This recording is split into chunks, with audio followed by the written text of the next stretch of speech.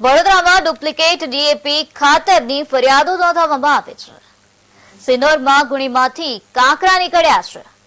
તપન ફર્ટિલાઇઝરમાંથી ખેડૂતે ખાતર લીધું હતું, જેમાંથી કાંકરા નીકળ્યા છે। મકાઈના પાકમાં આ ખાતર નાખવાનું હતું, ત્યારે ગુણી ખોલતાની સાથે જ તેમાંથી કાંકરા નીકળ્યા। આ ગુણીમાંથી 5 કિલો કાંકરા નીકળ્યા હોવાની માહિતી અત્યારે સામે આવે છે। દામનગર ગામના ખેડૂતોએ રજૂઆત કરી છે। તપન ફર્ટિલાઇઝરમાં ખેડૂતો દ્વારા રજૂઆત કરવામાં આવી છે અને ફર્ટિલાઇઝરને સીલ કરવાની પણ માંગણી કરવામાં આવી છે। મામલતદાર સહિત દરેક વિભાગમાં ખેડૂતોએ રજૂઆત કરી છે। દામનગરનો છું। મારી સમસ્યા છે કે મેં તપન ફર્ટિલાઇઝરમાંથી ડીએપી ખાતર લીધું હતું। સવારમાં હું મકાઈમાં ખાતર લઈ જઈને નાખવા જતો હતો, તો મેં ગુની ખોલી, તેમાં કપચી અને રેતીનો ભાગ નીકળ્યો અને મેં સવારમાં જેવો નીકળ્યો ને એવો મેં તપન ફર્ટિલાઇઝરમાં ફોન કર્યો।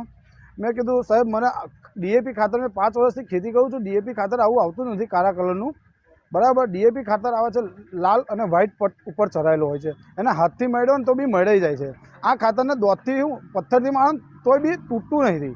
બીજા નંબરમાં કે એમને મેં એવું કીધું ને કે મને આ પ્રશ્ન આવે છે તો મને એનું સોલ્યુશન કરી આલો, તો મને એમને એવું કીધું કે તમે બીજા પૈસા લઈને આવી જાઓ, તો મને એસએસપી કા સલ્ફેટ જોતું હશે તો મળી જશે, બરાબર। તો મેં એવું જવાબ આપ્યો, મેં કહું આ જ ગુણ લઈને તમારે કને આવી જાઉં તો મને રિપ્લેસમેન્ટ કરી આલશો। પણ પછી મને 2-4 જણે મને ખેડૂતો એવું કીધું કે આની વિશે તું બદલાઈશ ના, આની વિશે તું કમ્પ્લેન કર તો આગળ ખેડૂતો જાગૃત થાય અને આવું ફ્રોડ થતું બંધ થઈ જાય, અટકી જાય। આ 50 કિલોની ખાતરની ગુણમાંથી આશરે 5 કિલો જેટલા આટલા પથ્થરો નીકળ્યા છે, રેતી પણ દેખાય છે અંદર।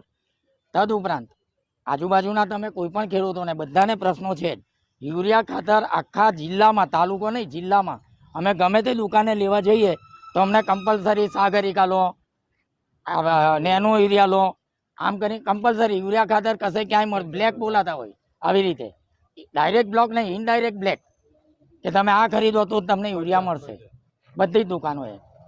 અંકુર બારોટભાઈએ જે વાતચીત કરી છે એમાં ડીએપી જેમને લીધેલું છે જીએસએફસી કંપનીમાંથી આવેલું છે, એ પેકિંગ